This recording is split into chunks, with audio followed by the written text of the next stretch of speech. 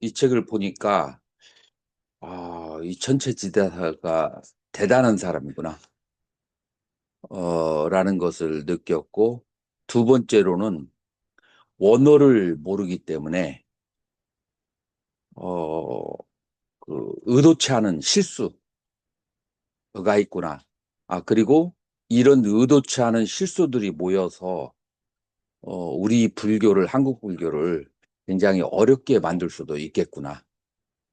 그런 두 가지를 내가 느꼈어요. 그래서 누군가가 이 천체지자세사에 불교하고 그 다음에 초기불교, 구사론, 대비바사론하고 박사학위 들어갈 때 연구를 하면은 한국 불교에 굉장히 큰 어떤 도움이 되겠다. 이런 생각이 들었어요. 그래서 내가 중간중간에 이분이 쓴 것 중에서 원어로 봤을 때 그렇지 않은 거를 내가 이제 이 힌트를 줄 거예요. 어, 이 책의 그 특징은 뭐냐면은, 음, 여러분들, 그 중관학파의 논서가 이제 중론도 있지만 그거와 정반대 게 뭐가 있냐면 대지도론이 있어요. 5권짜리. 그거 읽어본 적 있어요, 누가?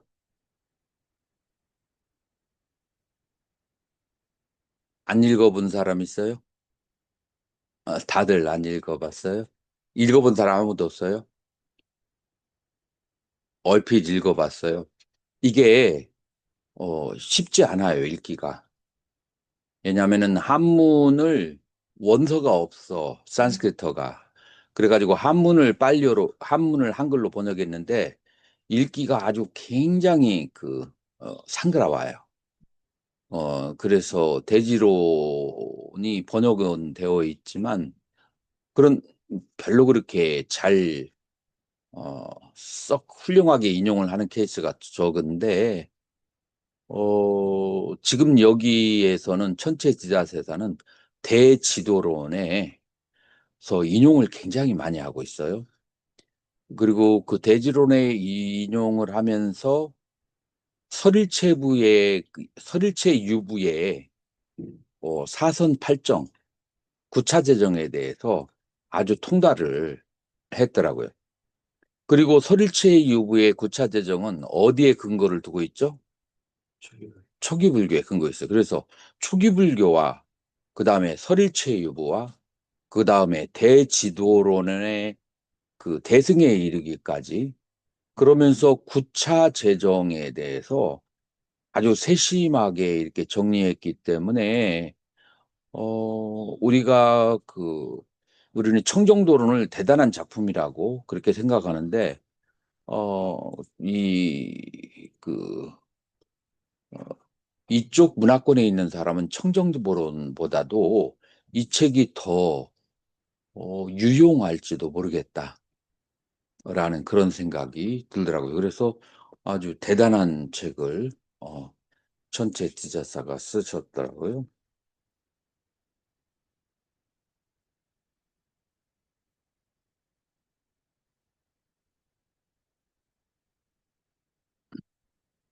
그래서 우리에게 그 시간이 많지가 않아요. 우리가 몇 주가 남았죠?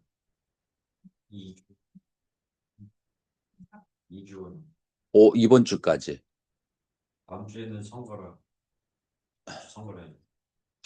아니, 다다음 주가 선거죠. 다음 주에 강의 있고, 다다음 주 있고, 그 다음에 그 시험일까지 합치면은, 그러면은 4주가 되나요? 4주 안에, 내가 여러분들이 읽을 수 있도록, 읽기 쉬울 수 있도록 설명을 해줄 것이고, 그 다음에 여러분들이 공부가 잘 되려면 레포트를 써야 돼요. 그래서, 음, 레포트를 쓸 수 있도록, 이제 그렇게 읽을 수 있도록. 자, 그래서 이 책에서는 수행자가 선을 하는 데 있어서 10가지의 다른 의도, 10가지의 다른 의도로 이렇게 선을 수행하는데 그런 10가지 의도로는 대도를 얻을 수가 없다. 예, 거기에서부터 시작을 해요. 첫 번째, 이익을 얻기 위해서 선을 닦겠다. 예, 이익을 위해서 이거는 이제 지옥의 마음이라고 그렇게 얘기해요. 자, 여기서 이제 번역의 문제인데, 내가 보기에는 이거는 뭐냐면은 선악을 가리지 않고 본인의 유익함을 위해서 선을 닦는다. 이제 이것이 이제 지옥의 마음이 되는 것이고, 두 번째, 명예와 찬탄을 위해서 이 선을 닦는 사람이 있어요, 없어요? 귀신의 마음이라고 여기서는 얘기를 했어요. 그런데 세 번째, 이제 권속을 위해서 이제 선을 닦겠다는 것은 이제 축생의 마음. 이게 얼른 들어서 좀 덜 와닿나요? 연결이 조금 잘 안 되죠. 그래서 여러분들이 이제 이 천체지다사의 그 수행을 들으려면은 여러분들이 바둑 구단이 되기를 바란다라는 마음으로 이렇게 공부를 하면 좋아요. 여러분들 바둑 모르는 사람 있어요? 둘 줄 몰라요? 잘했어요. 여러분들이 그 바둑을 두려고 하면은 요즘에 그 조훈현 씨하고 이창호의 그 승부라고 하는 그런 영화가 넷플릭스에 올라왔잖아요. 본 사람 손 한번 들어보세요. 음. 보고 뭐 느낌이 어땠어요? 그 스승이 제자를 키우면서 제자가 15살인데 15살인데 그 당시에 그 기전에서 10개나 타이틀을 쥐고 있는 사람이 15살의 제자에게 계속 내리 깨지는 거예요. 그런데 그 제자가 어떤 제자냐면은 집에서 동거하고 있는 제자야. 그래서 이제 집에서 이제 내 제자라고 하거든요. 그래서 같이 얼굴을 맞대고 살고 있는데, 근데 이 제자는 어떤 제자냐면은 늘 꾸짖던 제자야. 왜 꾸짖었냐면 그런 식으로 바둑 두면 안 된다라고 꾸짖었는데 그게 20살도 되기 전에 15살에 그 꾸짖던 바둑으로 바로 본인을 이겼기 때문에 이거는 남사스럽고 창피하고 기도 죽고 뭐 자기의 인생관도 흘리고 자기는 지금까지 전 세계에서 천재라고 얘기를 그렇게 듣던 사람이 조은현인데 그 천재가 10살 먹은한테 자기가 꾸짖던 바둑에게 그렇게 져버리고 나니까 이제 바둑의 세계가 그렇게 오묘한 세계가 있는데 우리 그 보통 사람들이 우리 같은 하수들이 봐서 잘 이해를 못해요. 이해가 안 되는 건 옆으로 치워놓고 이해되는 것부터 정리를 해 나가는 것. 그게 바둑의 세계라고 한다면 이 책도 여러분들이 내가 이렇게 쭉 한 100여 페이지까지 어제 내가 읽어봤는데 아주 막 갖가지의 것을 다 모았기 때문에 이해하기가 여러분들 상태에서 쉽지는 않아요. 먼저 이해되는 것부터 이제 들어가야 돼요. 내가 시간이 없어서 이걸 일일이 다 설명을 못 해줘. 그래서 중요한 것만 자세히 설명으로 들어갈게요. 그다음 세 번째는 권속을 위해서 그렇게 수행하는 게 있고, 그 다음에 이제 네 번째, 자, 지금 여기서 권속은 뭘까요?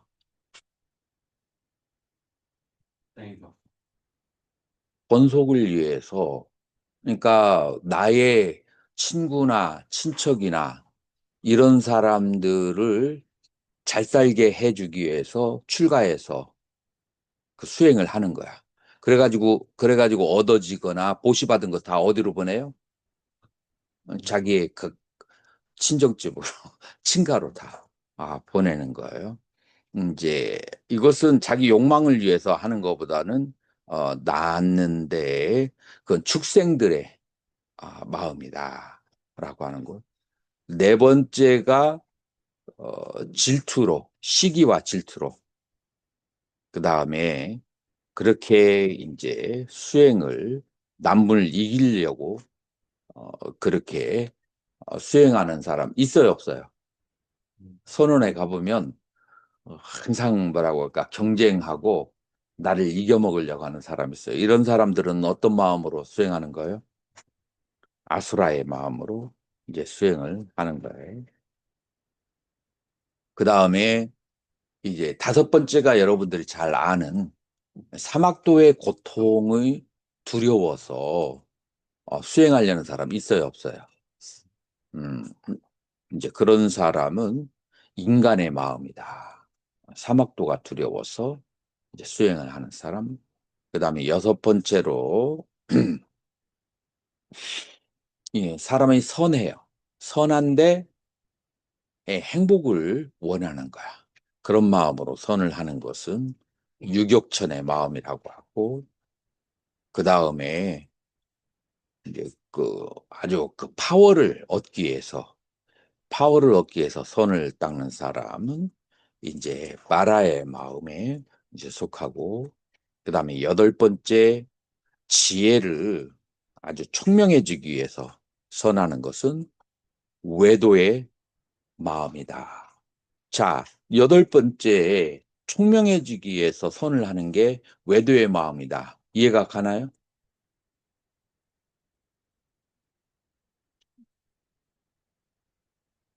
부처가 되기를 원하지 않았으니까 외도라는 거예요. 부처가 되려는 마음이 없으니까.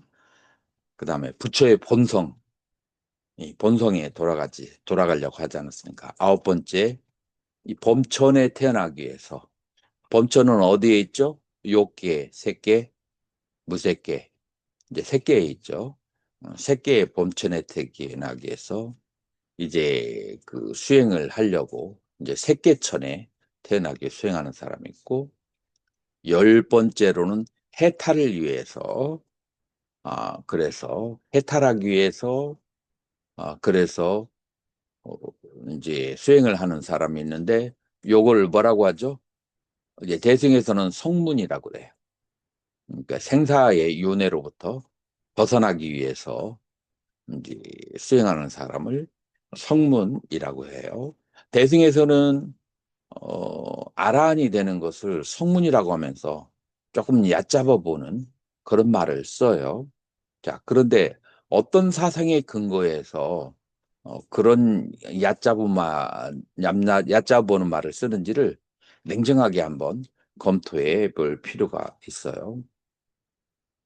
자, 그래서 아무래도 요 분은 이제 대승에 해당하는 분이니까, 이제 대승의 발심은 이렇게 해야 된다라고 하는 거예요.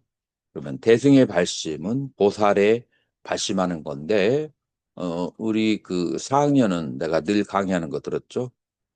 보살이 되려면은 네 가지 조건을 갖춰야 된다. 자, 기억나는 사람 얘기해봐요.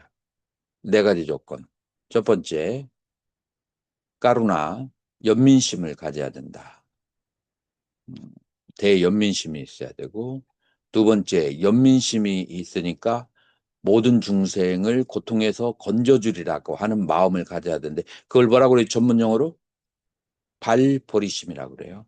그 발보리심을 가져야 되고, 그 다음에 세 번째는 뭐예요? 이제 세 번째로는 이제 연민 공성을 깨달아야 돼. 세 번째요, 공. 보온개공, 공을 깨달아야 하고, 네 번째, 이제 서운을 바래야 된다. 이것이 이제, 어, 보살이 되려고 하는 네 가지 조건이죠. 자, 그런데 이제 여기에서는 뭐라고 얘기하는가 하면은, 보살이 발심을, 보살의 발심이 필요하다. 이 대승의 이제 그 수행을 하는 사람은 그러면은 무엇이 발심인가? 사홍서원을 세우는 것이 발심이다. 자, 누가 한번 외워보세요. 사홍서원을. 중생무변 서원도, 번뇌무진 서원단, 법문무량 서원화, 불도무상 서원성. 이게 초기 불교의 뭐하고 똑같아요?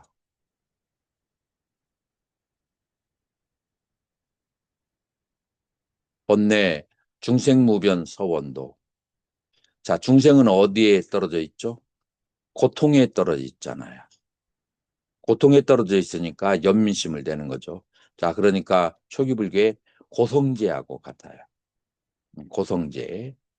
고성제를 넓힌 것이 중생무변 서원대예요. 그 다음에 두 번째가 집성대죠. 집성제라고 하는 것은 번뇌, 집이라고 하는 것은 번뇌잖아요. 번뇌무진 서원단. 그래서 집성제는 번뇌무진 서원단으로 승화되는 거예요. 그 다음에 여기에서는 도가 먼저 나왔어요. 도, 법문무량 서원화. 그래서 이 팔정도를 더 넓힌 것이 법문무량, 무량한 법문을 다 배우겠다. 서원화. 그 다음에 멸성제를 네 번째, 어, 불도, 무상, 이 없는 그 부처님의 도를 서원성 내가 이루리라. 자, 그래서 이 없는 그 불도라고 하는 것은 열반이죠.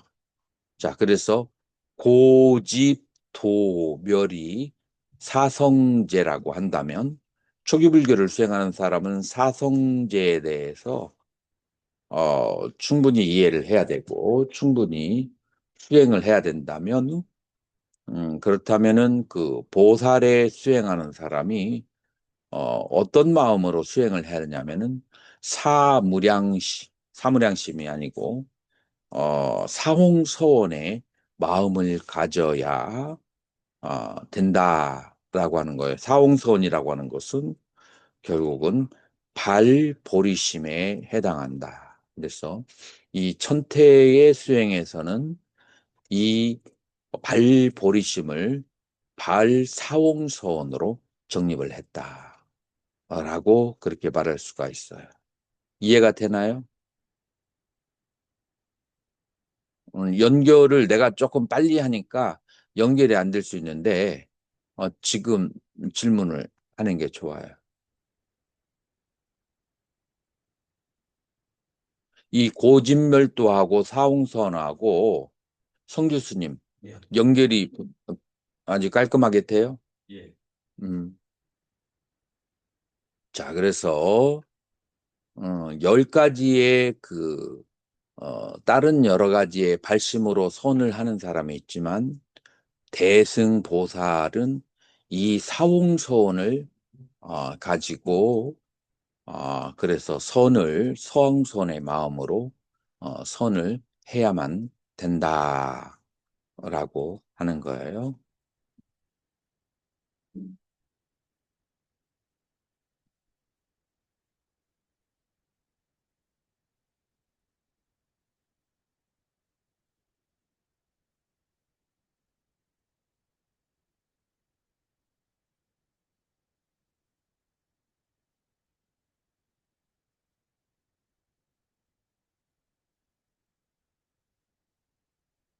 자, 원성 스님 잘 보여요? 읽어보세요.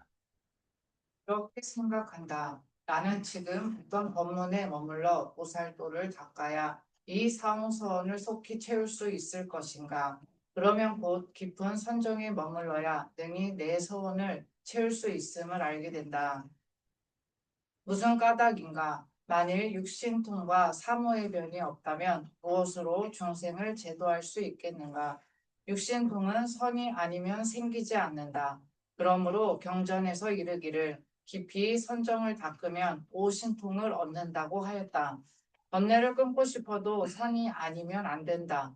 선으로부터 지혜가 생겨야 자신을 묶고 부리는 번뇌를 끊어버릴 수 있기 때문이다. 선정이 없이 생기는 지혜는 바람 앞에 등불과도 같다. 법문을 알고 싶으면 일체의 공덕과 지혜는 모두 선에 있음을 알아야 한다. 그러므로 대지도론에 이르기를 부처님들께서 도를 이루고 법을 펴시며 반열반에 드시는 것과 소유하고 있는 갖가지 공덕은 모두 선 가운데 있다고 하였다. 자, 지금 이제 대지도론을 인용을 했어요. 자, 순서를 잘 봐야 돼요. 첫 번째, 대승의 수행자가 보살이 선을 할 때 바르게 그 발심을 해야 되는 것은 사홍서원이어야 된다라고 했어요. 자, 그래서 사홍서원을 실천하려면 그러면 무엇이 가장 필요한 것인가? 라고 생각하는 거예요. 자, 사홍서원이라고 하면은 중생은 끝이 없는데 그 중생 만나기도 어떤 중생은 지구에 있는 인간 가운데 반절은 안 만나고 싶은데 그 모든 중생을 만나기도 할 뿐만더러 그 사람들을 다 그거를 제도를 해야 된단 말이에요. 번뇌가 싫어서 우리 산속에 들어가고 숲속에 들어갔는데 그 모든 번뇌를 다 쳐다보고 끊어야 된다는 거예요. 이 법문을 학교 공부하기 싫어서 출가했는데 이게 이 세상에 있는 모든 학문을 다 배우라고 하니까 놀랄 지경이라 그냥 선 하나만 하면은 책 안 봐도 되는 줄 알았는데 이 세상에 있는 모든 지식을 다 알아야 된다고 하니까 그것도 놀랄 일이고 그 다음에 그 열반이라고 하는 것을 모든 중생들이 얻을 수 있도록 해준다는 거. 이것도 너무 큰일이야. 그래서 이렇게 많은 큰일을 하려고 하는데 보살의 수행이 몇 가지로 이루어졌는지 아는 사람 있어요? 보살의 수행? 10가지. 10가지. 십바람이라고 그래. 십바람이를 어떻게 돼요? 지게, 보시, 지계, 인요, 정진, 선정, 지혜, 방편, 원, 려, 지 이렇게 10가지를 수행해야 되는데 이 10가지 중에서 가장 대표적인 거 그러니까 이 사홍선을 하는 데 있어서 내가 퇴글심을 내지 않고 그 다음에 더 활활 타오르는 마음으로 할 수 있으려면은 10가지 중에서 뭐가 가장 중요할까요? 지혜가 또 다른 사람은 인욕이 중요한 사람이 있을 테고 방편이 중요한 사람이 있겠죠.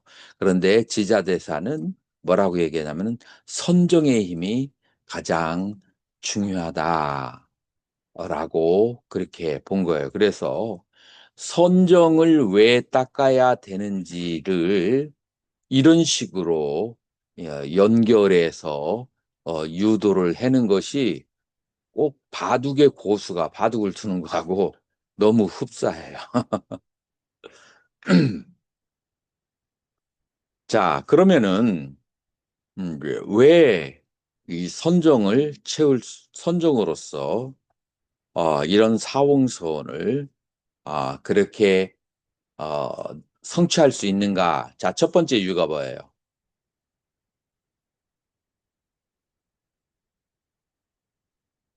수없이 많은 중생들을 제도하려고 하면은 제일 중요한 게 무슨 능력이겠어요? 여러분들이 도심에서 포교할 때, 나 예전에 그런 말 많이 들어봤어요. 포교하려면 이것이 필요하다. 그게 뭘까요?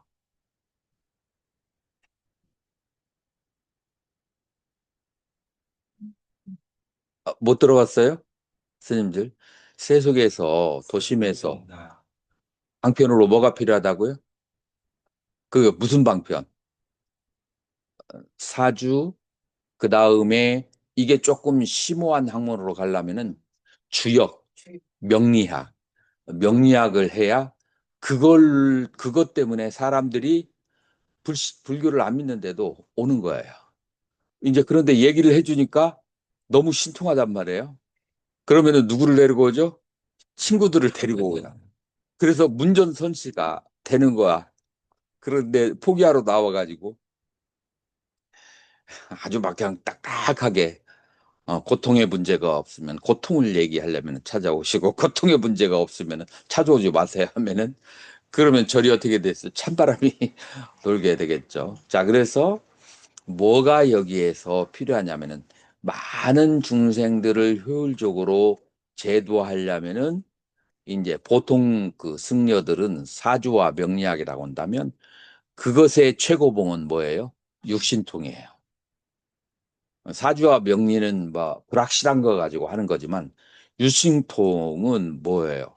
천안통이 있고 천이통이 있고 그다음에 숙명통이 있고 뭐 그러니까 그 중생의 그 과거와 미래를 꿰뚫어서 아느니까 그러니까 중생들이 더 많이 찾아와서 기일을 하는 마음을 내겠죠. 예전에 수월 스님이라고 계세요. 고은사에서 정진해서 3년 동안 심리장구 대단한 일을 해서 그래가지고 이제 신통력을 얻은 스님인데 밤이 되면은 방광을 해가지고 마을에서 불이 나는 줄 그렇게 와봤는데 그 스님이 앉아 계시고 하니까 아주 유명해져가지고 사람들이 때로 이제 찾아오는 거예요. 그래서 사람을 피해서 도망가다가 금강산까지 갔는데도 쫓아오니까 북간도까지 이제 이렇게 오지 말라고 해도 사람들이 그렇게 육신통이 있으면 찾아오게 되고 사무예는 뭐죠? 사무예는 요즘 말로 하면은 말빨이 좋다라고 하죠. 그냥 그 막힘이 없는 그 네 가지의 언설지가 있는데 이제 그것들이 전부 다 어디에서 나온다? 선정에서 나온다라고 그렇게 하는 거예요. 그렇기 때문에 이게 이제 첫 번째 이유, 이 보살은 이 보살은 이 사홍서원을 실천하기 위해서는 선정이 가장 뛰어난 것이다. 첫 번째예요. 내가 티베트 불교를 공부하러 갔을 때 티베트 불교에서도 그런 말을 하더라고요.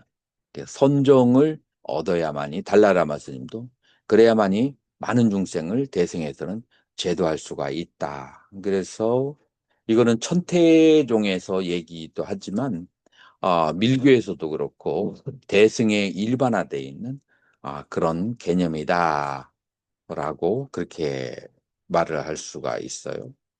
두 번째는 지혜가 있는데 선정력이 없어.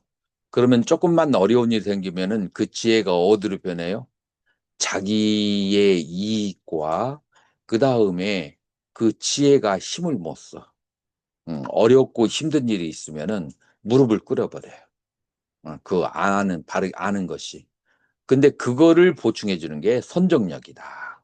그래서 지혜가 완성을 얻으려면은, 지혜다우려면은 선정의 기초를 닦아야만, 선정의 기초를 두어야만 된다라고 얘기했어요.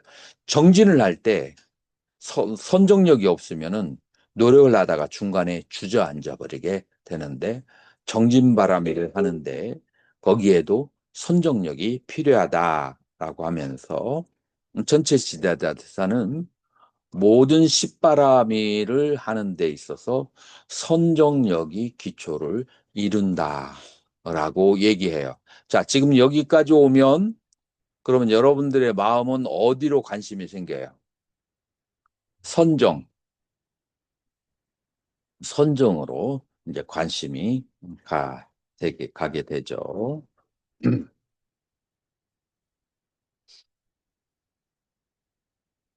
이제 이 노트는 내가 이제 보내줄 거예요. 그래서 한번 읽어보도록 하죠.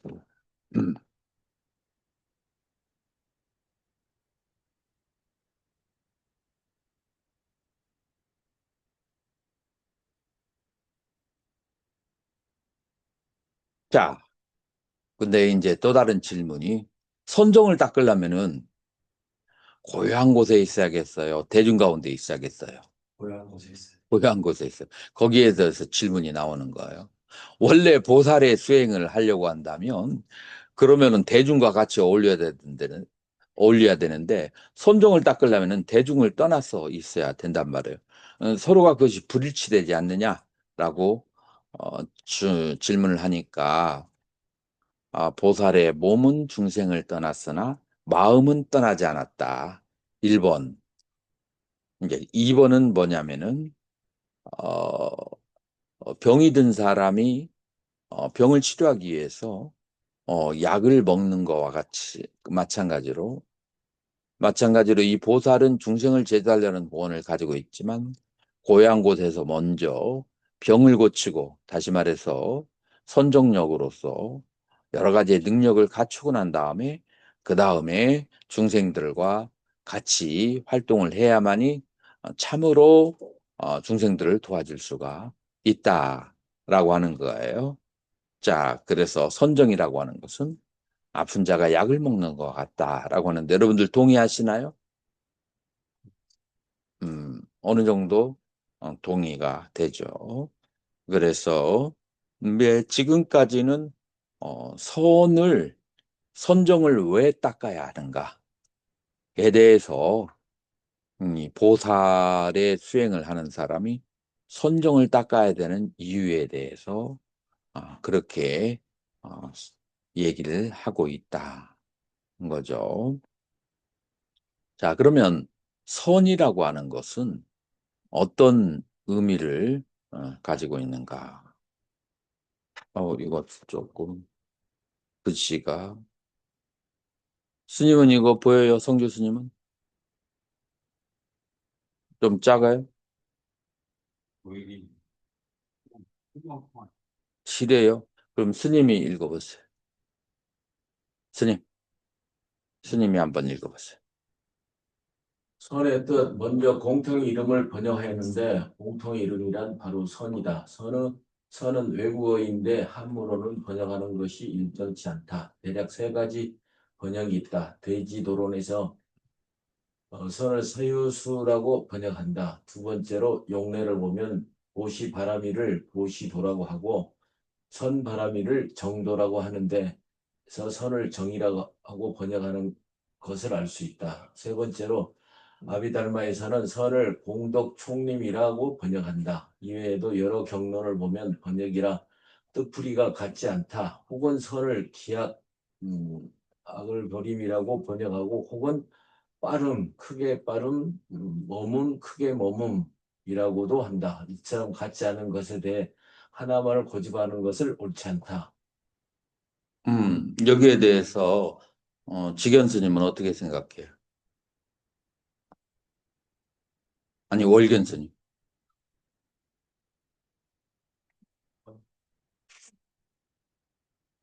선의 뜻이 너무 다양해서 이게 이제 원어를 모르니까 이렇게 그 봉사가 더듬기로 하듯이 얘기를 이제 하는 거예요.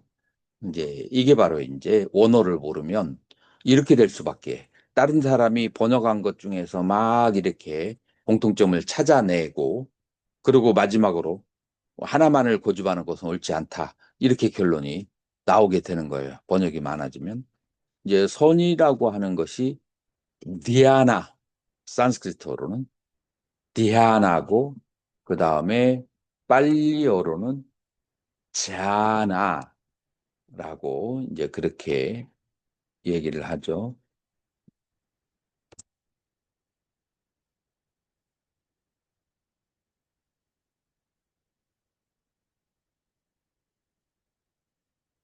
그래서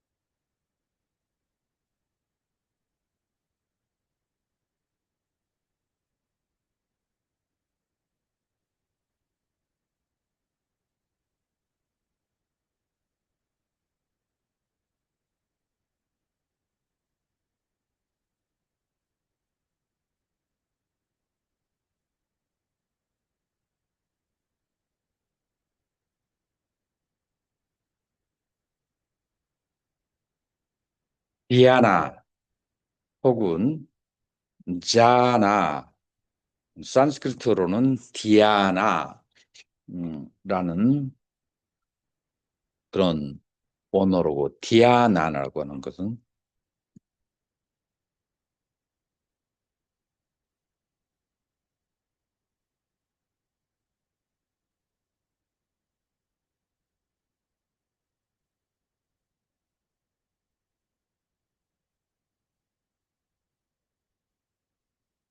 자, 그래서 두 가지의 뜻을 가지고 있어요.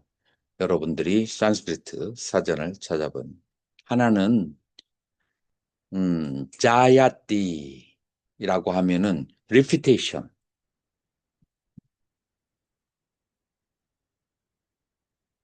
반복하는 거예요.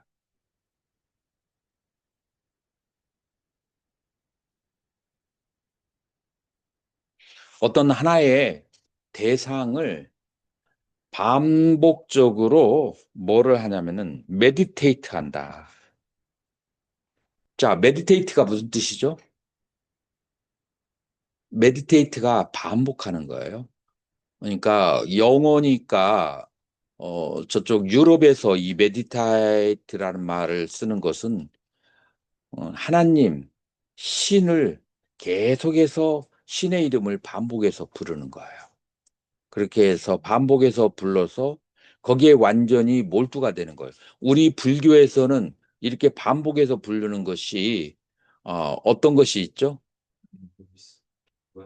정근, 연불. 그러니까 정근, 연불은 다 어디에 속해요? 전부 다 삼매에 속해요.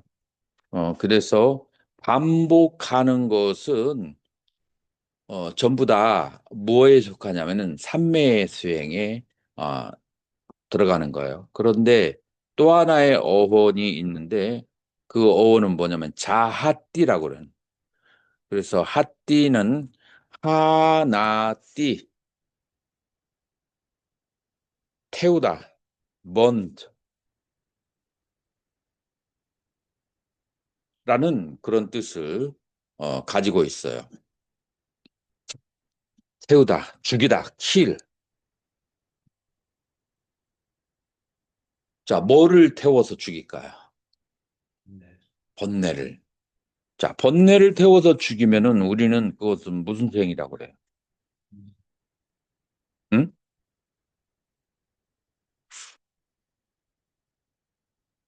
뭐가 번뇌를 태워서 죽이죠? 개정의 사막 중에서 어? 지혜, 지혜의 기능이 번뇌를 태워서 죽이는 그런 기능을 가지고 있어요. 그러니까 우리가 원어로 보면은 이 디아나는 두 가지의 뜻을 가지고 있어요. 하나는 삼매에 들어가게 하는, 삼매에 들게 하는 그런 반복대에서 하나를 집중하는 거. 이제 그것이 이게 선의 의미를 가지고 있고, 그것은 삼매의 수행론이고, 그 다음에 번뇌를 태워서 죽이는 기능을 가지고 있는 것은 또 자하띠로서 디아나가 가지고 있는 두 번째의 기능인 거예요. 그러니까 이제 이 참매와 지혜를 우리는 다른 말로 한문으로 뭐라고 얘기하죠? 응? 크게 얘기해요. 응. 더 크게. 지관이요. 응, 그렇게 크게 얘기하지. 지관이라고 그래요. 뭐가 지혜예요? 삼매가. 관은 지, 지혜가 관이에요. 자, 그러니까 이 선이라고 하는 것은 이 삼매를 닦거나 지혜를 닦거나 하는 두 가지의 기능을 디아나라고 얘기한다라고 하는 거예요. 자, 그러면은 구체적으로 뭘 어떻게 하는 것이 삼매를 닦는 것이고, 뭐를 어떻게 하는 것이 지혜를 닦는 것이에요.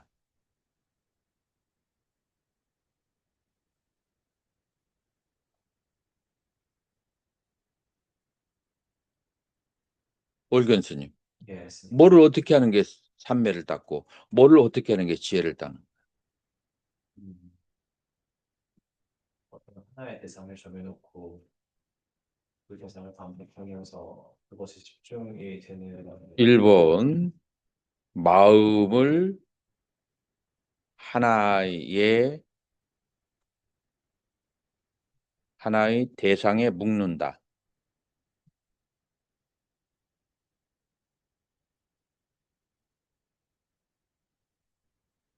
자, 선명스님, 네, 아무 대상에나 묶으면 될까요? 그요. 그러면은 어떤 대상이라고 해야 될까요? 음,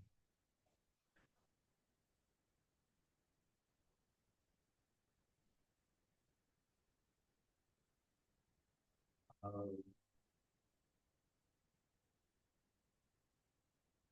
마음이 잡히는 공학이 잡히는 대답, 한에 쓸 수 있는 대답. 선하거나 쿠살라, 무기의 대상에 마음을 둔다. 자,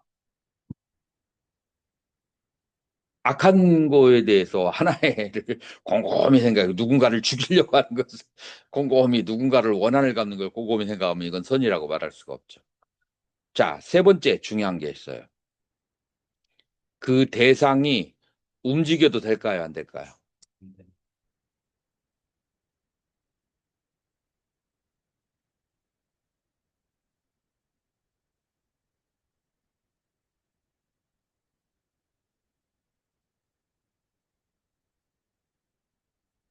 자, 살아있는 대상은 움직일까요? 움직이지 않을까요?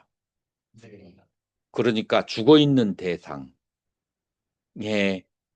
마음을 둬야 돼요. 부처님도 살아있는 부처님을 생각하면 안 되고, 어떤 부처님을? 불상에 대해서 관을 해야 돼요. 불상은 어떤 거예요? 죽어 있잖아요. 그래서 죽어 있는 거 혹은 개념은 살아 있을까요? 죽어 있을까요? 개념은 죽어 있는 거죠. 그래서 어떤 개념에 그 대상을 두어야만 돼요. 움직이지 않는. 네, 그래서 이제 이쪽에 그 인중의 니미따를 빛을 그렇게 관하면서 그렇게 그 대상에 집중을 할 수가 있어요. 호흡이 들어가고 나갈 때 여기에서 부딪힘이 생겼을 때 이제 여기에다가 집중을 해서 이제 빛을 관하는 그것도 대상이 움직이지 이제 않는 거다. 이제 그래서 이제 이러한 것이 바로 이제 그 삼매를 닦는 것이고 그 다음에 지혜를 닦는 것은 그럼 어떻게 할까요?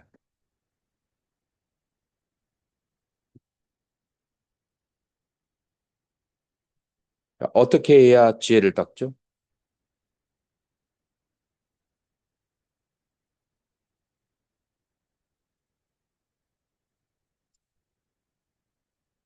지혜라고 하는 것은 첫 번째, 마음을 하나의 대상에 묶는다. 여기까지는 맞아요. 그런데 이 3번이 달라요. 그 대상이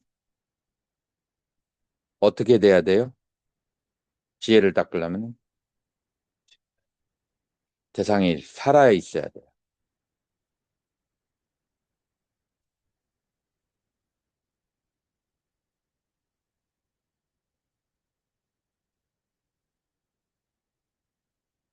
살아서 움직이는 것이 뭐가 있어요?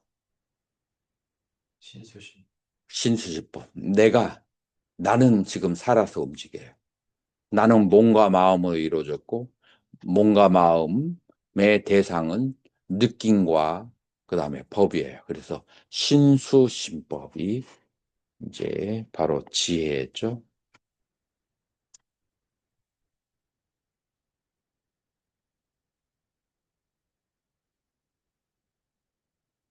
자, 이 책에서도 그런 설명이 나와요. 근데 설명하는 방법이 조금 이제 다르죠. 자, 그래서 자, 다시 한번 이제 서는 외국어인데 한문으로 번역하는 것이 일정하지 않다. 사유수 정확한 번역은 아니에요. 여기서 지금 지혜를 말하려고 하는 거예요. 그다음은 그 다음에 선을 정이라고 하는 거, 그 삼매 아까 그런 것으로 볼 수가 있고 세 번째로는 뭐 공덕 총림이다. 모든 공덕이 다 들어가 있다. 이제 그런 의미인데 이제 크게 두 가지로 하나는 해를 닦고 그 다음에 두 번째로는 정을 닦는 그것이 바로 선의 기능은 이다라고 이제 이것만 가지고 얘기하려고 해도 굉장히 많이 있어요. 그러면 선은 세간선이 있고 출세간선이 있어요.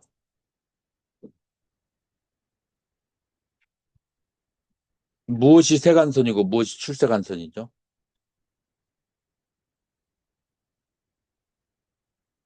사과가 아닌 건 다 세간선. 어, 성문의 사양사과, 그 다음에 벽지불, 보살, 불의 수행, 그러니까 성문영각 보살의 그 경지가 전부 다 뭐가 되냐면 출세관이 돼요. 보살에는 십지가 있고 성문에는 뭐가 있죠? 사양사과가 있죠. 벽지불에도 사양사과가 있어요. 이제 그래서 사양사과와 십지 이게 전부 다 출세관이라고 해요. 자, 그런데 새끼의 초선에 들게 되면은 그거는 새끼 초선에 들게 되면 그러면 그건 뭐라고 그래요? 세간선이라고 그래요. 새끼 초선에 들었는데 초선에서 뭐를 얻었다? 사양사과나 아니면은 보살초지를 얻었다? 그러면 그건 뭐가 돼요? 출세간이 되는 거예요. 그러면은 출세간과 세간의 차이점이 뭐가 있죠?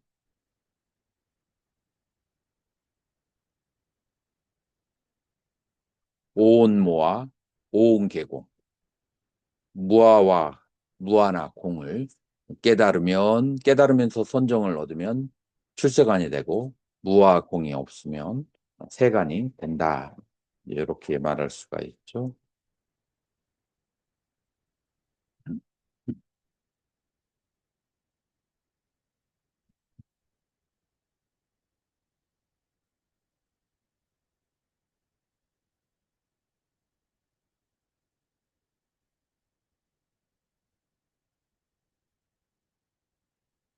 자, 그러면 이제 선에 들어가는 문, 선에 어떻게 들어가는가? 선의 문에 대해서.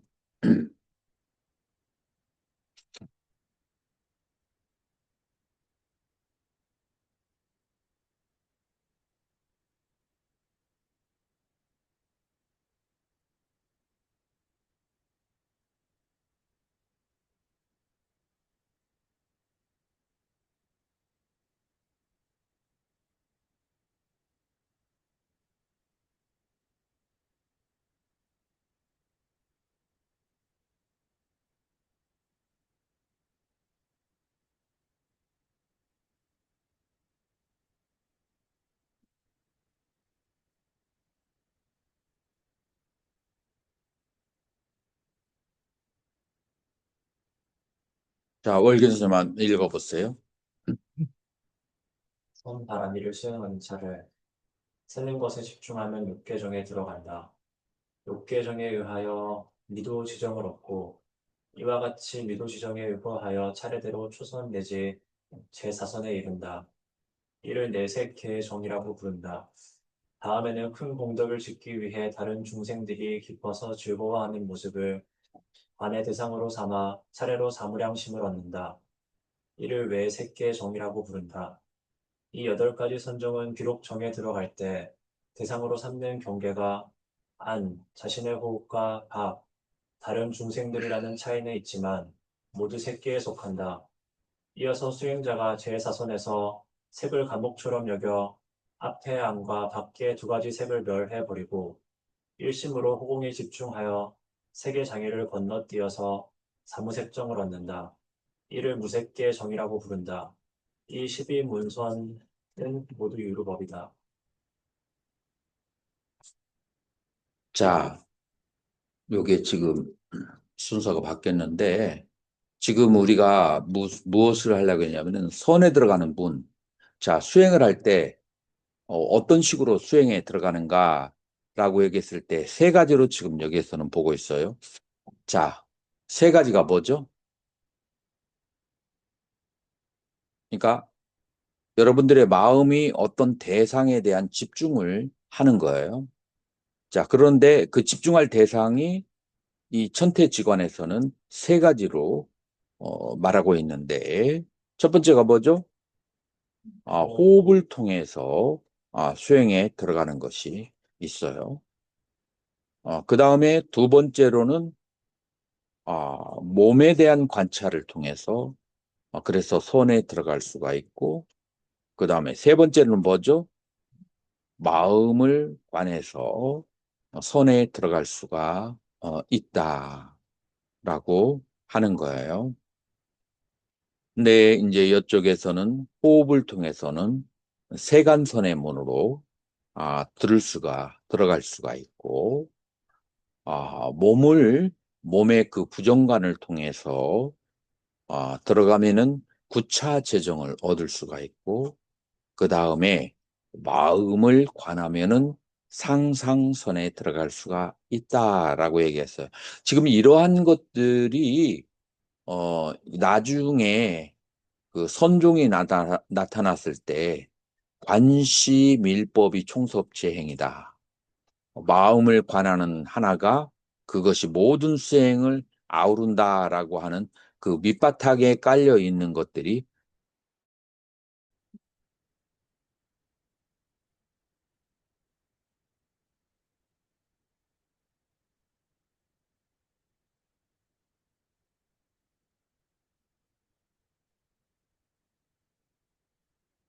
이게 이제 최상승선이고 마음을 관하는 것이 그 다음에 두 번째로 몸을 통해서 구차재정에 들어가는 것이 중간선이 되는 것이고 가장 이제 일반적으로 들어갈 수 있는 것이 호흡으로 들어가는 그런 이제 것이 이제 일반적인 세간선이 된다라고 그렇게 얘기했어요.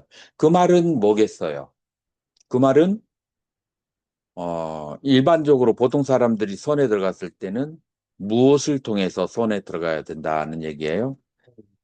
호흡을 통해서 들어가는 것이 가장 그 일반적이다라고 그렇게 얘기하는 거죠. 음.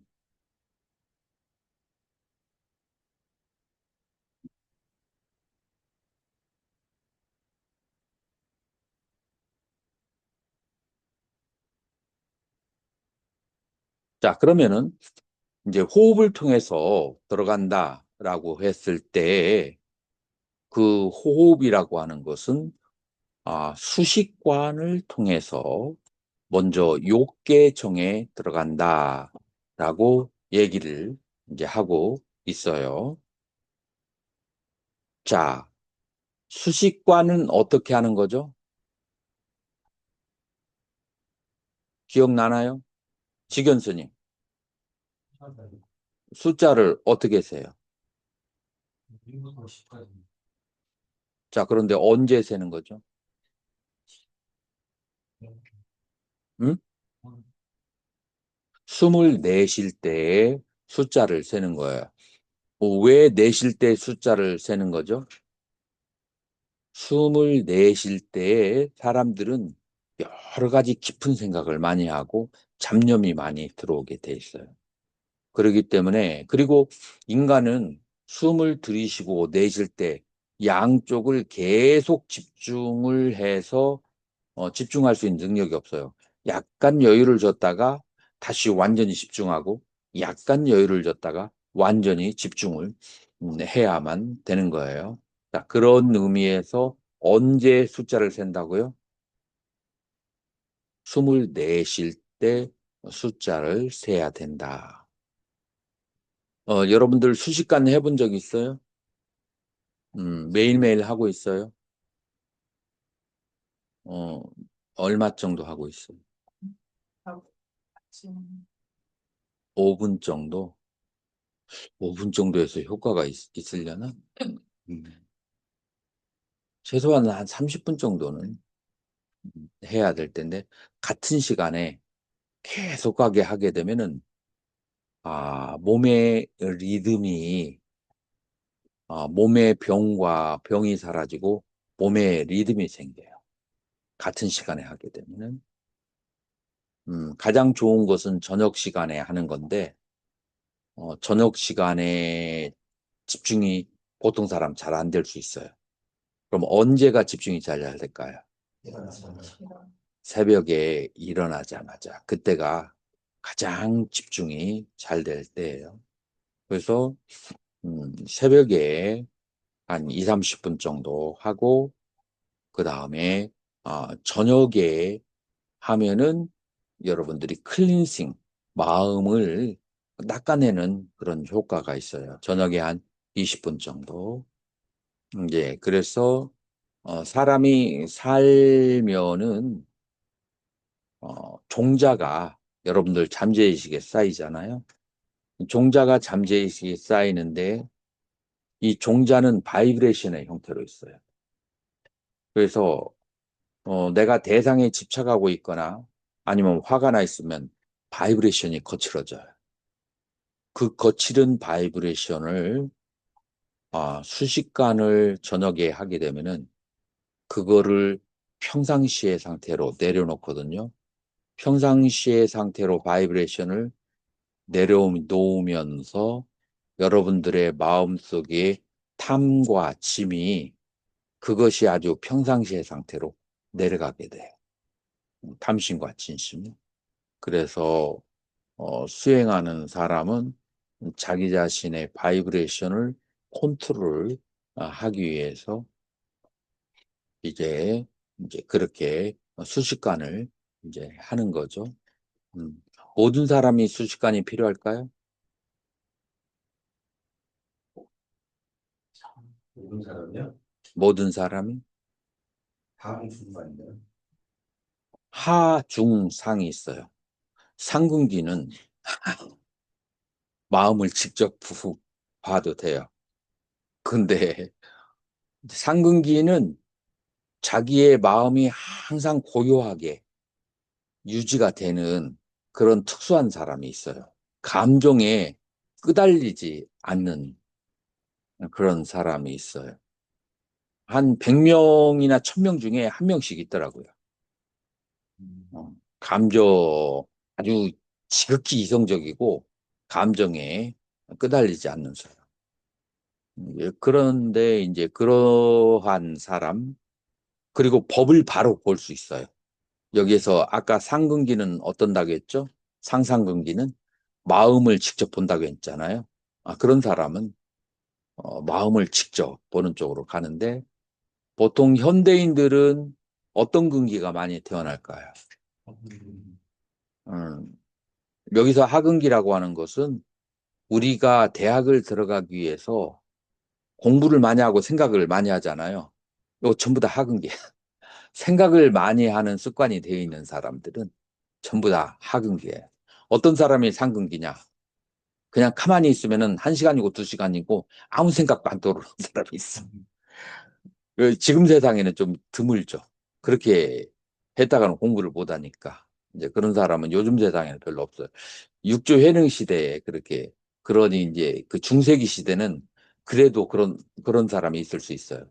지금 시대는 그렇게, 그런 사람이. 그래서 지금 시대의 사람들은, 수식관이 다 도움이 된다라고 그렇게 하는 거죠. 자, 그래서, 셀수자, 그 다음에 호흡식자 하면은 수식, 이제 1번이 되는 거예요.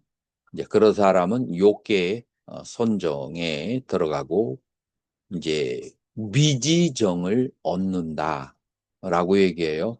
이 미지정이라는 것을 빨리 불교 공부하는 사람은 잘 모를 수가 있어요.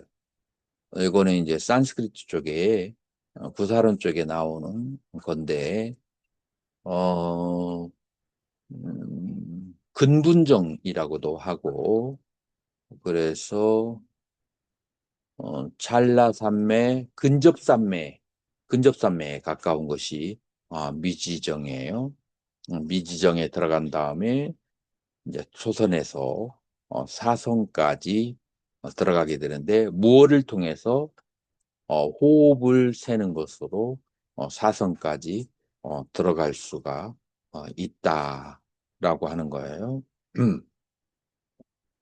이제 그 다음에 이제 사선의 상태에서 사무량심을 닦는데 사무량심을 닦아서 사정을 얻는다. 요거를 이제 외색계정이라고 그렇게 얘기를 그렇게 하죠. 그 다음에 이제 지금 요 호흡을 통해서 어, 사선과 사정을 얻는 거, 그거를 총칭해서 유루법이라고 얘기해요. 이해가 되셨나요? 자, 그래서 이제 점점 이제 이런 단어가 나올 거예요. 유루법, 그 다음에 무루법, 그 다음에 역유루법, 역무루법. 자, 누가 이 말을 듣고 천태의 수행에 있어서 뭐를 떠오를 수 있을까요?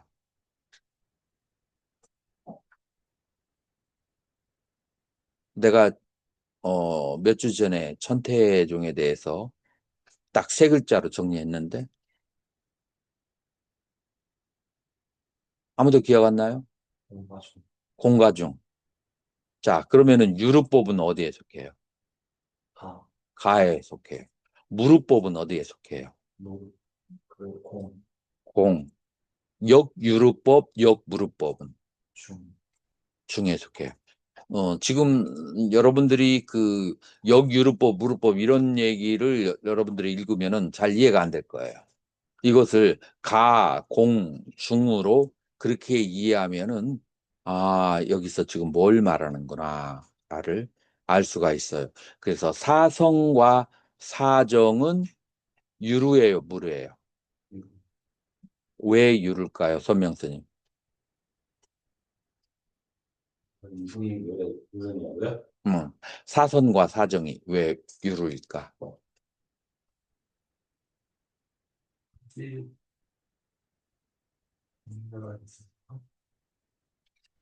그렇죠.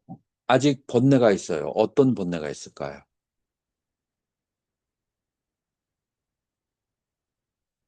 윤회를 이끌게 하는 번뇌가 있는 거예요.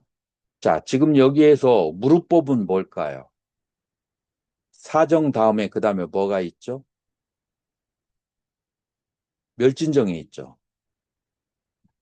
사선 다음에 멸진정. 그 다음에 혹은 상수멸정이라고 그래요. 그건 유르겠어요, 무르겠어요? 무르. 그래서 열반이 뭐예요? 유르예요, 무르예요? 열반 아닌 것은 전부 다 유르예요. 어떠한 신통을 가지고 있든 간에 그렇게 생각하면 돼요. 유루라고 하는 것은 요계, 색계, 무색계가 전부 다 유루의 세계고, 그 다음에 무르는 뭐가 무르예요? 열반이 무르예요. 자, 그러면은 역유루, 역무르라고 하면은 그러면 사선사정과 그 다음에 열반을 동시에 공유하고 있는 상태, 그 상태를 뭐라고 한다고요? 아니, 그게 바로 중이다. 이 천체. 그러니까 천체지자대사는 구차 재정에서 거기에서 가와 공과 중을 그렇게 만들어 낸 거예요. 어디에 다른 데서 만드는 게 아니라 이렇게 어, 사선 사정으로 여기만 닦는 사람들이 있는데 여기는 가의 세계다. 그 다음에 멸진정을 얻으면 그러면 그것은 무슨 세계다? 그건 무르의 세계다.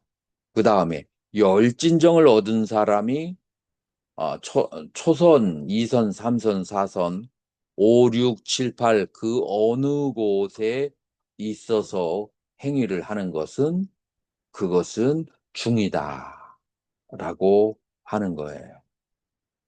이해가 잘 됐나요? 음. 선명 스님은 선명해요? 희미합니다. 희미해요? 무엇이 희미한지 얘기해 봐요.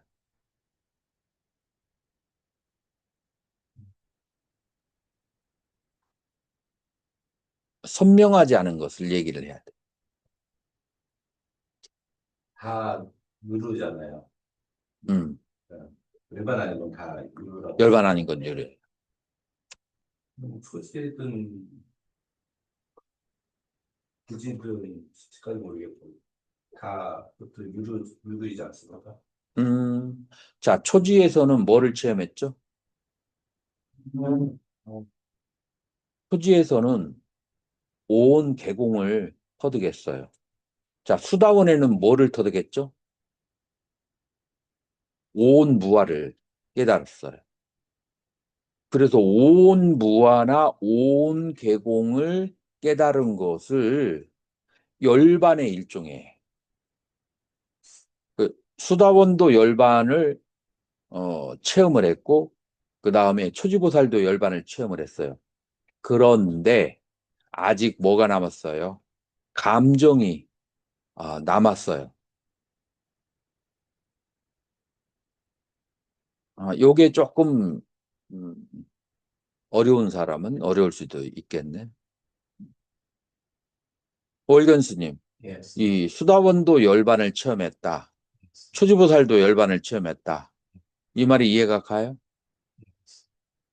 그러면은 초지보살과 십주보살, 그 다음에 수다원과 아라한의 차이는 뭐예요? 그 잔재 번뇌가 완전히 다 소멸되었는가? 그 그 잠재된 번뇌라는 것은 감정이 완전히 소멸이 되었는가, 안 되었는가, 습관이 고쳐졌는가의 문제인데, 지혜로서는 열반을 체험을 한 거예요. 근데 아직 습관이 탐진에 물들어 있어. 그를 완전히 탐진을 닦아버린 것이 아라한이고, 그러니까 탐진치인데 치심은 사라졌어요. 오온 무아를 볼 때. 자, 그런데 탐진이 남아있는 거예요. 그래서 탐진이 완전히 사라진 것이 바로 어, 열반이고 그 다음에 아라한이고 그 다음에 탐진이 완전히 소멸한 게 육지보살이에요. 그러나 지혜로서 오온 계공과 오온 부화를 보았다. 또 다른 말로 해서 아공은 체험이 됐는데 법공이 체험이 안 돼 있어. 수다원과 초지보살.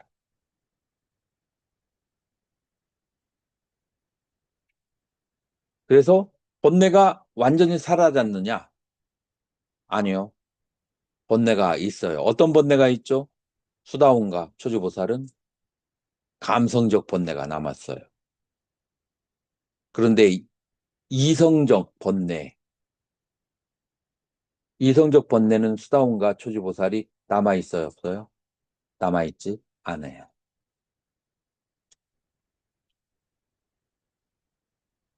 이제 그렇게 나눠서 볼 수가 있어요.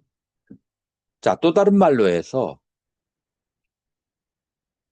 수다원이나 초지보살은 삼매 속에 있을 때는 모든 것이 공해.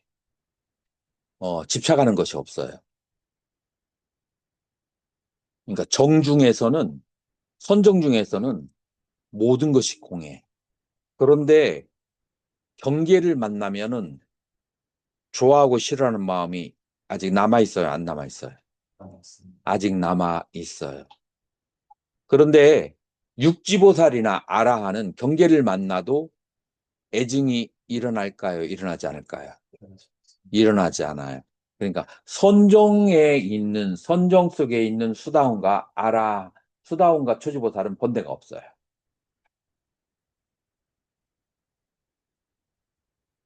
이제 이러니 이제 조금 여러 가지 것이 있죠. 자, 그러면 잠시 휴식을 취하도록 하겠습니다.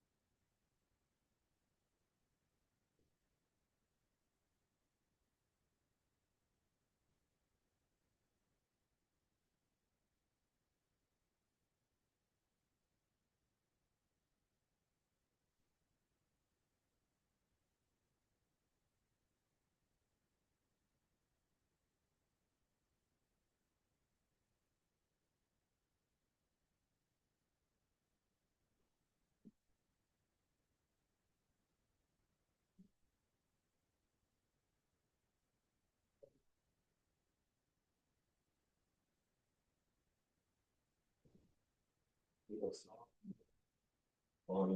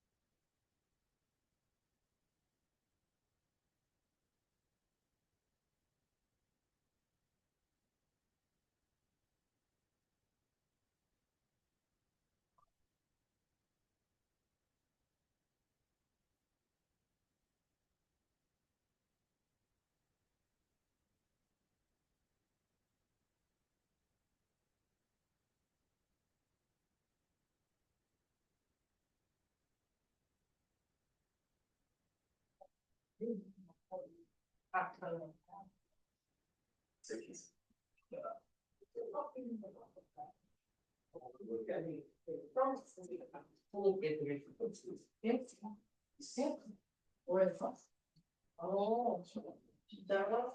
감사합니다. 너무 예쁘다. 깨끗하고.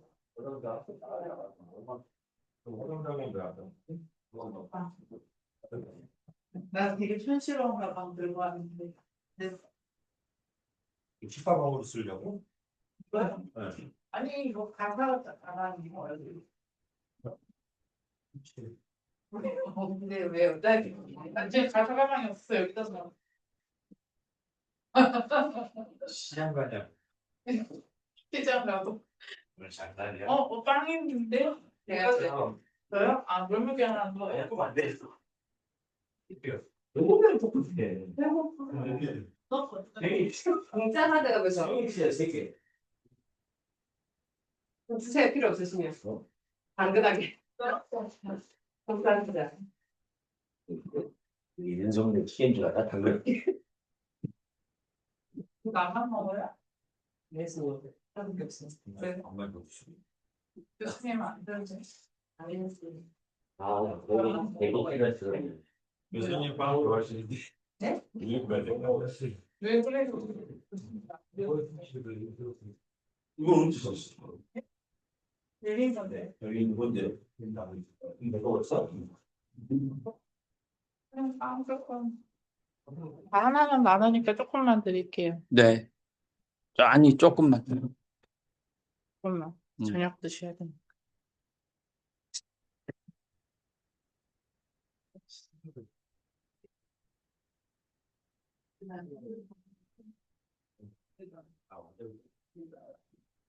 이빵 좋아. 이거 맛있다. 감사합니다. 아래제 그러나.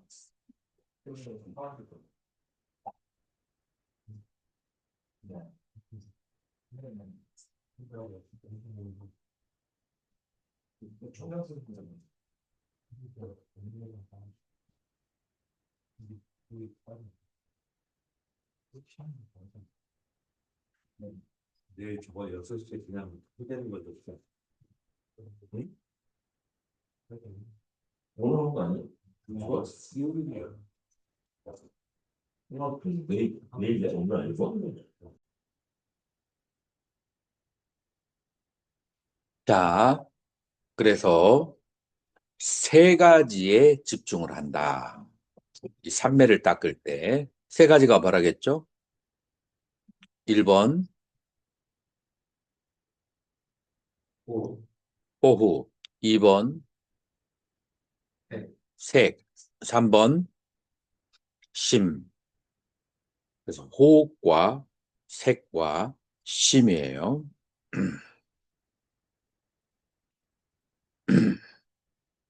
자, 여기에서 우리 월견 스님 뒤에 누가 있지? 네. 아, 스님 읽어보세요.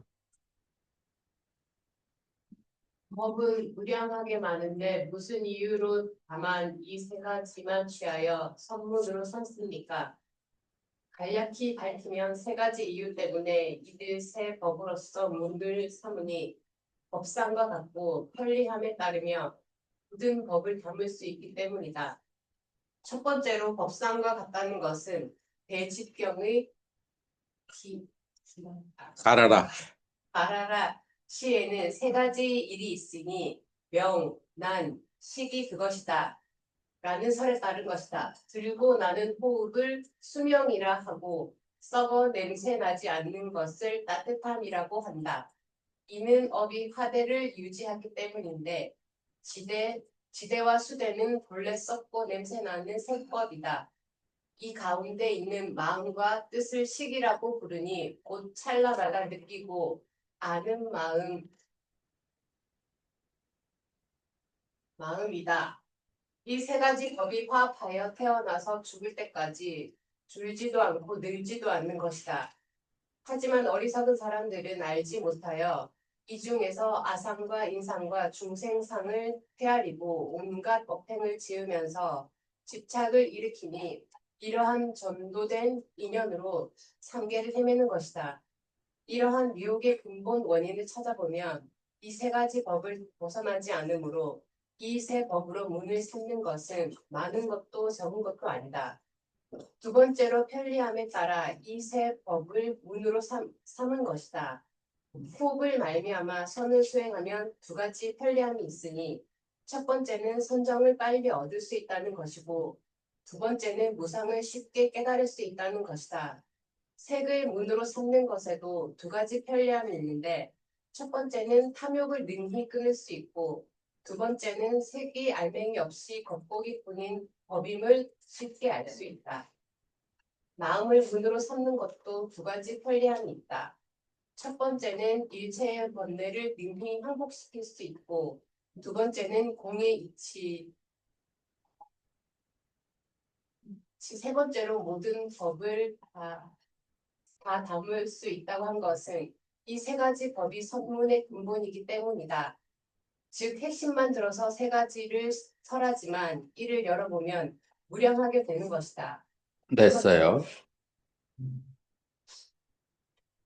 자, 우리가 호흡에 집중을 하고, 그 다음에 몸에 집중을 하고, 그 다음에 마음에 집중을 이제 해야 되는 일이 사람이 태어날 때와 그 다음에 사람이 죽을 때 이 세 가지가 가장 중요한 거예요. 첫 번째로는 수명이 있어야 되고, 두 번째로 사람이 죽었는지 안 죽었는지를 판단하려면은 그 인체의 뭐를 보고 판단해요? 온도, 온도. 몸이 완전히 차갑게 굳어버리면, 그러면은, 죽은 것이고, 몸이 따뜻하면, 그러면 살아있는 거예요. 그래서, 살아있다는 것은 따뜻하게 만드는 것이다. 라는 것으로 말할 수가 있어요. 세 번째로는 그 사람의 몸에 뭐가 있어야 돼요? 의식이 있어야 돼. 자, 그래서 이제 사람이 태어날 때, 사람이 태어날 때, 자, 먼저 어머니와 아버지의 정자와 난자라고 하는 물질이 있어야 되고, 그 다음에 두 번째로는 거기에 식이 들어와야 되고, 세 번째, 그래서 그 일반 그 몸이 혹은 색이 따뜻해지게 되는 거예요. 뭐가 들어가서 따뜻해진다고요? 식이 들어가서 따뜻해져요.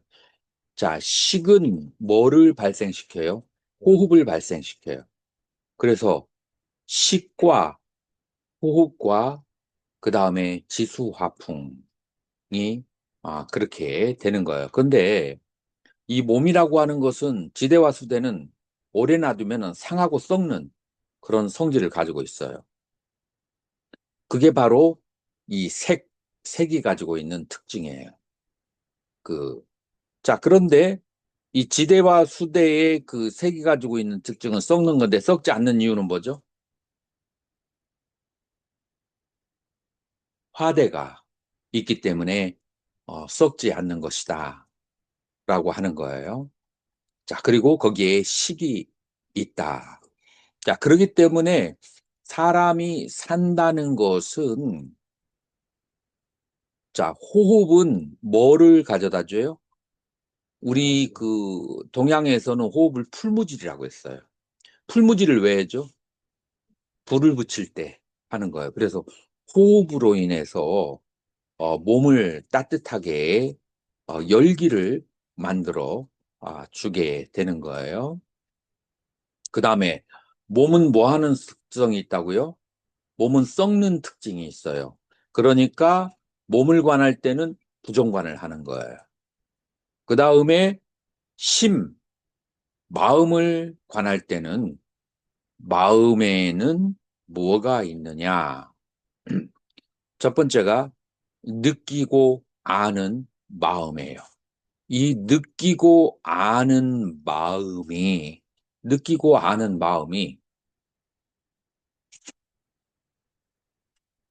요거 뭐예요? 선물. 텀블링. 우리 마음은 항상 텀블렛, 마우스, 컴퓨터로 뒤덮여 있어요. 근데 마우스, 그 다음에 컴퓨터, 텀블렛이 그게 마음이에요, 마음이 아니에요? 마음이 아니에요. 그건 식이죠. 자, 식에서 마음을 봐야 돼요. 요 얘기가 이해가 될까요? 원성 스님은 이해가 가요? 근데 말은 예스인데 몸은 노라고.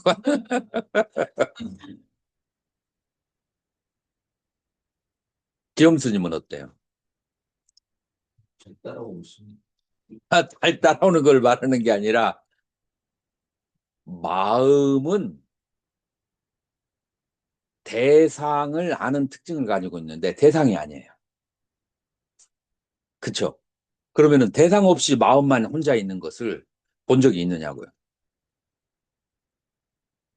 그러니까 예를 들어서 거울은 사물을 비추는 능력을 가지고 있어. 근데 거울에 항상 앞에 뭐가 잔뜩 있는 것만 봤어. 그거 없이 맹거울 본 적이 있냐? 없죠. 내 마음을 알지 못해. 그 모든 사물이 없어진 상태의 그 마음은 평화롭고 평정하고 즐겁고 희화락이 있고 이 모든 그런 이제 평화와 아름다움을 다 가지고 있는데 그것을 일생을 살면서 그 마음이 혼자 있는 것을 본 적이 없어. 그렇죠? 그래서 그 마음을 봐야 되는 거예요. 그렇죠? 자, 그래서 이 세 가지를 보는 것이 천태 수행론에서는 중요하다는 거예요. 호흡은 썩어가는 물질을 살아있게 만들기 때문에 호흡이 필요하고, 그 다음에 썩어가는 이 몸은 부정관을 통해서 썩어가는 것을 여실하게 관찰하고, 마음은 대상과 함께 일어나지만 마음 자체, 대상을 여인 마음, 청정한 마음, 그 마음을 관하는 것, 이 세 가지를 관찰하는 것이 이 천태의 수행론에서는 가장 중요하다라고 생각하는데 여러분들도 동의하시나요? 음. 그래서 이제 이 썩어져 가는 지수화풍에 거기에다가 호흡이 들어가니까 그것이 움직이는, 그러니까 땅에 있는 흙을 모아가지고 이렇게 했어요. 근데 성경에 뭐라고 하는지 알아요? 하나님이 숨을 불어넣으니까 그게 살아서 아담과 이브가 되었다. 이게 상징적인 표현이에요. 이 지수화풍으로 만들어진 물건이 숨을 쉬니까 살아서 움직이게 되는 거예요. 살아서 움직이면서 나다, 너다 라고 분리하면서 전쟁을 일으키고 막 이런 이제 싸움이 일어나게 되는 거예요. 자, 그래서 호흡을 호흡으로 보고 지수화풍 4대가 썩는 것으로 그렇게 보고 청정한 마음을 보고 이 세 가지를 보아야만 된다라고 그렇게 하는 거예요.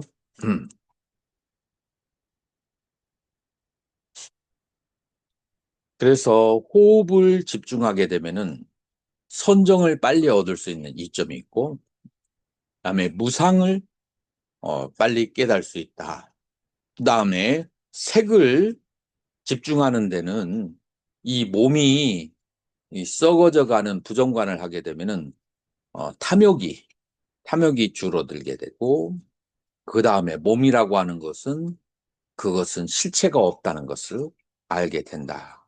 자, 마음에 집중을 하게 되면 마음에 본내 없는 마음을 보아서 번뇌가 사라지고, 두 번째, 마음을 계속 집중하게 되면 마음 자체도 실체가 없다는 공의 이치를 깨달을 수 있다라고 하는 호흡과 색과 마음의 세 가지 요소가 있다라고 하는 거예요. 자, 여기도 이해가 잘 되시나요? 예. 지금 여기까지 이제 공부를 했을 때 여러분들은 어떤 마음이 발생할까요? 아, 호흡을 관하는 것과 그 다음에 몸을 관하는 것과 그런 마음을 관하는 것, 요거를 제대로 정리하고 싶다. 이런 생각이 드나요? 이제 천태에서는 호흡을 관하는 것은 세간선이라고 하고, 그 다음에 몸을 관하는 것은 부정관하는 출세간선이라고 하고, 그 다음에 마음을 관하는 것은 출세간 상상선이라고 그렇게 얘기를 하는 거예요.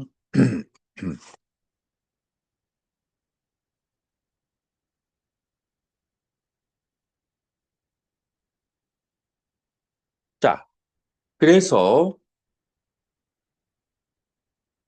이제 1번, 1번을 하로 보고 몸을 이뭐 호흡을 관하는 것을 하로 보고 몸을 관하는 것은 중, 그 다음에 마음을 관하는 것은 뭘로 본다고요? 상.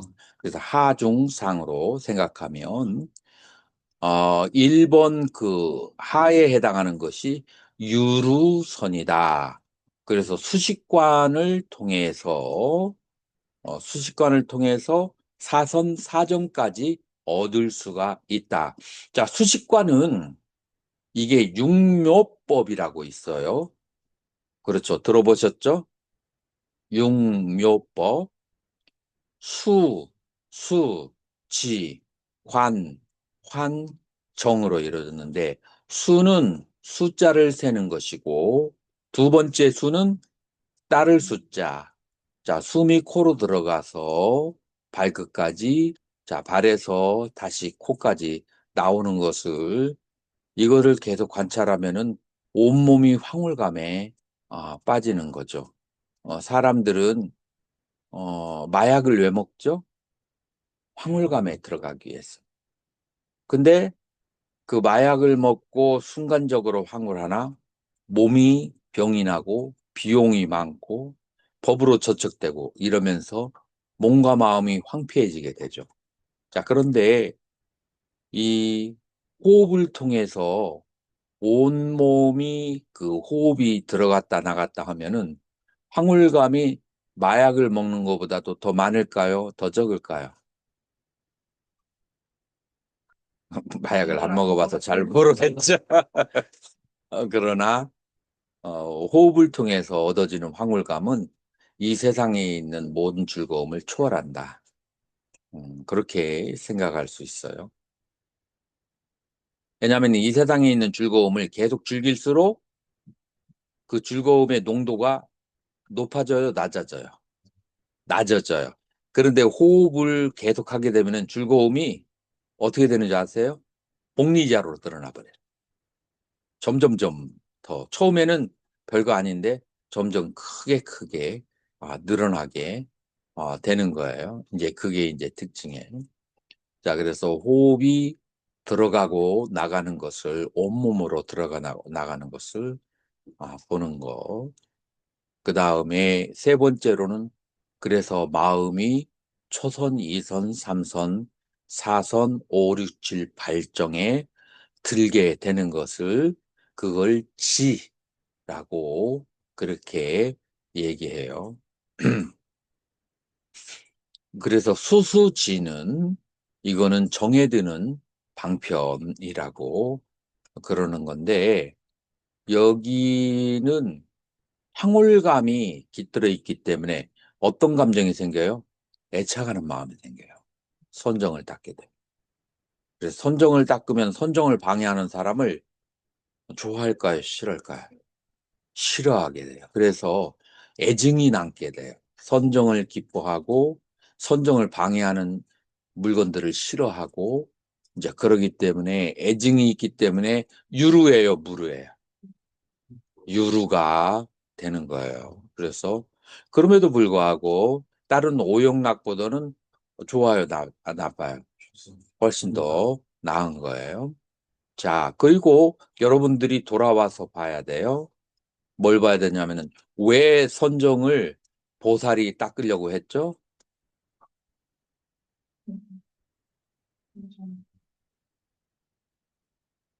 육신통을 얻어서 중생을 구제하겠어.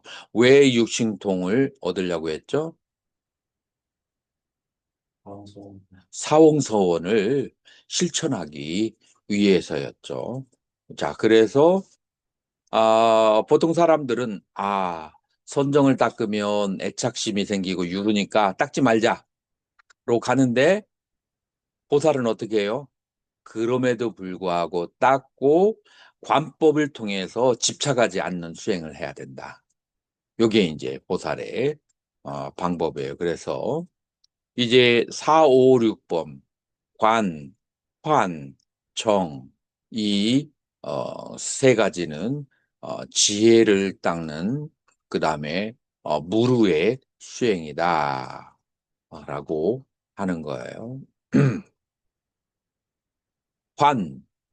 관을 내서 무상하고 그 다음에 공함을 그렇게 바라보아야 돼요. 각 선정의 단계가 무상하고 공한 것을 바라봐야 되고 그 다음에 선정을 닦는 주체인 나의 몸과 마음도 무상하고 공하다라는 것을 그렇게 관을 해야 되죠. 그래서 이제 다시 이제 정으로 그래서 여기서 말하는 정이라고 하는 것은 고요한 상태의 사선의 상태나 아니면 멸진정의 상태를 얻게 되는 것을 말하는 거예요. 자, 그래서 이게 전부 다 음,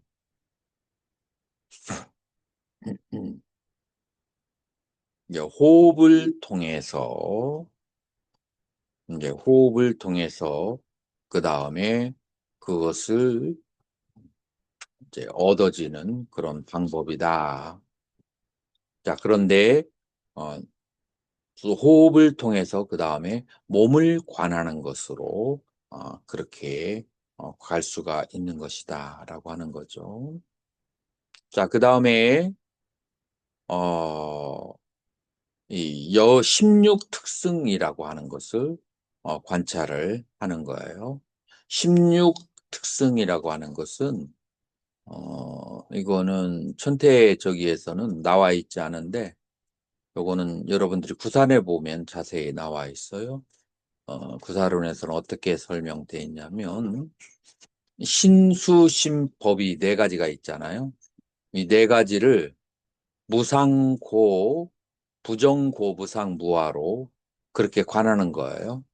자, 그렇게 해서 신수심법 그 네 가지가 각각 부정고, 무상무화라고 관하니까 사사 몇 개예요? 그래서 4, 16으로 그렇게 관하는데 이거를 총관하는 것이 있고 별관하는 게 있어요. 자, 총관이라고 하는 것은 이 16가지의 공통적인 모양을 보는 거고 별관이라고 하는 것은 이 16가지를 따로따로 이렇게 관하는 것인데 이거는 여기에는 자세히 안 나와 있고 구사론에 자세히 나와 있어요. 그러니까 이 천태 수행을 하려면은 구사론과 제 지도론에 통달을 해야 된다. 라고 그렇게 볼 수가 있어요. 그렇게 해서 멸진정까지를 역유루 역무루소는 얻을 수가 있고 그 다음에 세 번째 무루소는 지혜로 마음을 보아서 청정한 마음의 공성을 보는 것이죠. 자, 요렇게 이제 천태의 그 수행은 정리를 할 수가 있다라고 보는 거예요.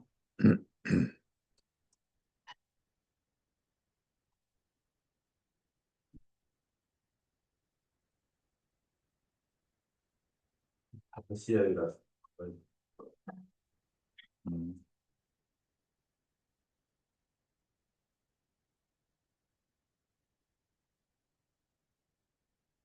그래서 여러분들이 이 책을 읽으실 때 내가 설명한 거 위주로 해야 되지, 막 여러 가지의 그 난자들이 많이 나오거든요. 그걸 다 일일이 이해하려고 하면은 하다가 중간에 포기하게 될 거예요.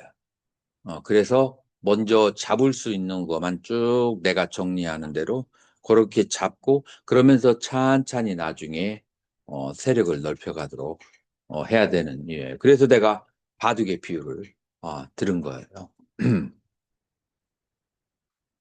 그러면은 이제 5번이 이제 선바람이라서 이제 법과 마음이라고 하는 건데, 심과 법에 대해서 나오는 거죠. 자, 그거는 다음 시간에 공부하도록 하겠습니다.